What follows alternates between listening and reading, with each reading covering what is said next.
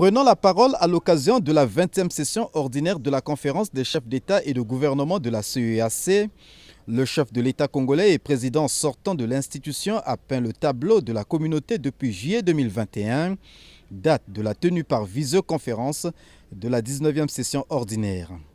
Il s'est dégagé de ces assises virtuelles une impulsion nouvelle qui satisfait Denis Sassou Nguesso au moment où il achève la présidence en exercice de la communauté économique des États de l'Afrique centrale. Les présentes assises marquent la fin du premier mandat de la présidence tournante de notre communauté régionale.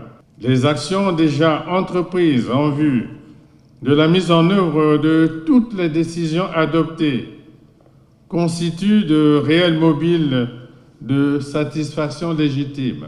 Je ne citerai pour exemple que le processus en cours de réalisation du programme d'appui à la stratégie de sûreté et de sécurité maritime en Afrique centrale, en sigle PASMAR. Denis Sassou Nguesso s'est par la suite livré à une radioscopie des situations qui prévalent au Tchad et en RCA d'une part, où s'opèrent des efforts de sortie de crise, en République démocratique du Congo et en Ouganda d'autre part, où la convergence des synergies s'observe dans la lutte commune contre les mouvements rebelles. Sans oublier bien sûr le Covid-19, qui appelle, selon Denis Sassou Nguesso, à une adaptation des plans et programmes de développement.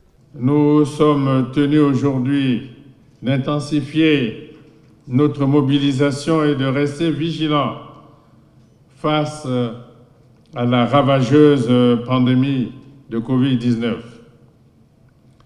Toutes les contraintes induites par ce péril nous invitent à adapter en permanence nos plans et projets de développement aux exigences de la riposte à cette crise sanitaire inédite.